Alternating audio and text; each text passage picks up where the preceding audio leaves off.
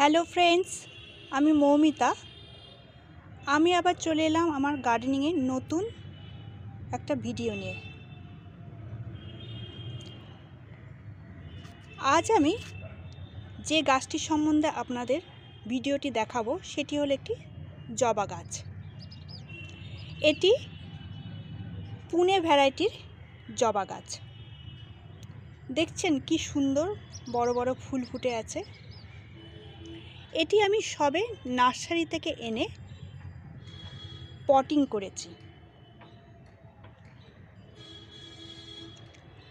আজ আমি বলবো যে নার্সারি থেকে আনার পর সদ্য আনার পর জবা গাছকে কীভাবে ঝোপালো ঝাঁকড়া করতে হয় তার কয়েকটি পদ্ধতি। আপনারা ভিডিওটি স্কিপ করে চলে যাবেন না, পুরো ভিডিওটি দেখবেন।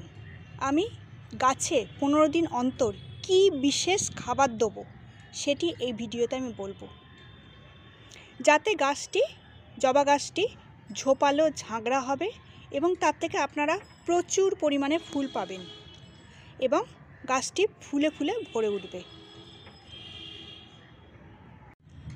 নার্সারি থেকে আনার পর প্রথমে কিছুদিন, মোটামুটি সপ্তাহখানেকের প্রায় কাছাকাছি, আপনারা পটিং করবেন না। জবা গাছটিকে এনে প্রথমে বাড়ির আবহাওয়ার সঙ্গে খাপ খাওয়ানোর জন্য রেখে দেবেন এবং নিয়মিত জল দিয়ে যাবেন।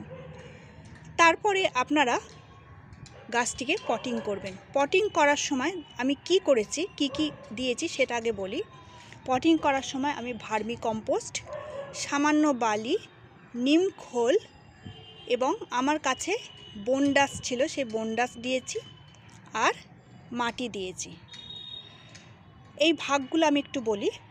ভার্মি কম্পোস্ট দিয়েছি আমি প্রায় 25% মতো, নিম খোল দিয়েছি খুবই কম 10% মতো, মাটি ছিল 35% এবং বালি 15% মতো। আর এছাড়া যদি আপনাদের কাছে বনডাস থাকে তাহলে একটু বনডাস দিয়ে দেবেন, সেটাও খুব সামান্য পরিমাণে দিলেই হবে, মোটামুটি 10 to 15% দিলেই হবে। এই পার্সেন্টেজগুলো আপনারা হেরফের করেও গাছটি বসাতে পারেন। এরপর বসানোর পর ঠিক 15 দিন অন্তর মাসে 2 বার আমি এই খাবারটি প্রয়োগ করব। তাহলে গাছটি ঝাঁকড়া হবে এবং ঝোপালো হবে। আর একটা কথা, জবা গাছের কুঁড়িগুলি যেহেতু মাথার দিকে থাকে, ফুলগুলি মাথার দিকে হয়, ফুলগুলি ফুটে যাওয়ার পর, ঝরে পড়ার পর সেই জায়গাটা পিঞ্চিং করে দেবেন, তাহলে সেই জায়গা থেকে আবার নতুন করে ডালপালা গজাবে এবং সেই ডাল থেকে ফুল পাবেন আপনারা। এবার আমি কি খাবার দিচ্ছি সেটা দেখাবো। এই জায়গাটাতে আমি কি নিয়েছি দেখুন। প্রথমে এই কাপের মাপ অনুযায়ী মোটামুটি প্রায় 1 কাপ আমি নিয়েছি ভার্মি কম্পোস্ট, আর এটা হচ্ছে নিম খোল। এই কাপের মাপ অনুযায়ী 1/2 কাপ আমি নিয়েছি নিম খোল, এবং এটা হচ্ছে লাল পটাশ। এটা আপনারা যে কোনো নার্সারিতেই পেয়ে যাবেন। এগুলোকে প্রথমে আমি মিক্স করে নেব, ভালো করে মিক্স করে নেব।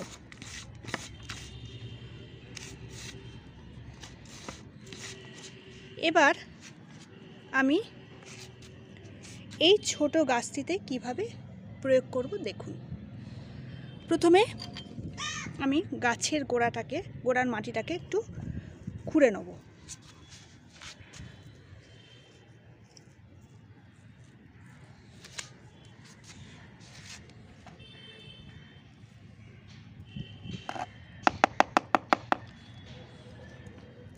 এবার আমি এই মিক্সচারটাকে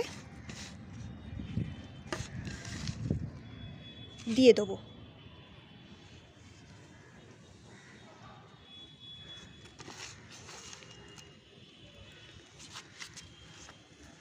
ভালো করে দিয়ে দেবো গাছের গোড়ায়।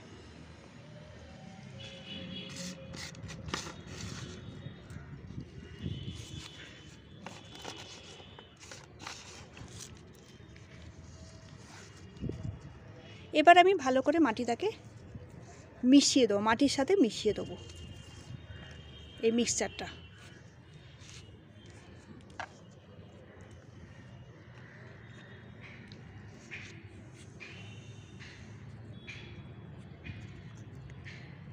এবার আমি কি করব, এবার আমি জল দিয়ে দেবো, পরিমাণ মতো জল দিয়ে দেবো। যে কোনো সার দেওয়ার পর আপনারা জল দিয়ে দেবেন। এই মিক্সচারটা আপনারা 15 দিন অন্তর, আজ আমি প্রয়োগ করলাম, এর ঠিক 15 দিন অন্তর আবার আমি প্রয়োগ করব। আপনারাও ঠিক 15 দিন অন্তর প্রয়োগ করবেন, তারপরেই দেখবেন রেজাল্ট। আপনারা এইভাবে নার্সারি থেকে আনা গাছকে পরিচর্যা করবেন এবং আমাকে কমেন্ট করে জানাবেন যে আপনাদের কতখানি কি, মানে এই ভিডিওটা দেখে আপনাদের কতখানি উপকার হলো।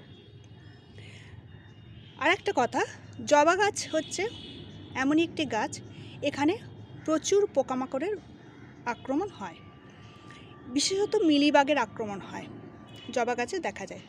সেই কারণে আপনারা জবা গাছে মিলিবাগের আক্রমণ রোধ করার জন্য প্রতি সপ্তাহে অন্তত একবার করে মোটামুটিভাবে খাবার সোডার সাথে, খাবার সোডা 1 চামচ এবং বাসন মাজার যে কোনো লিকুইড সোপ 1/2 চামচ মতো ভালো করে মিক্স করে স্প্রে বটলে নিয়ে গাছে প্রয়োগ করে দেবেন। তাহলে পোকামাকড়ের উপদ্রব অনেকখানি কমে যাবে এবং গাছটি ফুলে ভরে উঠবে। ধন্যবাদ।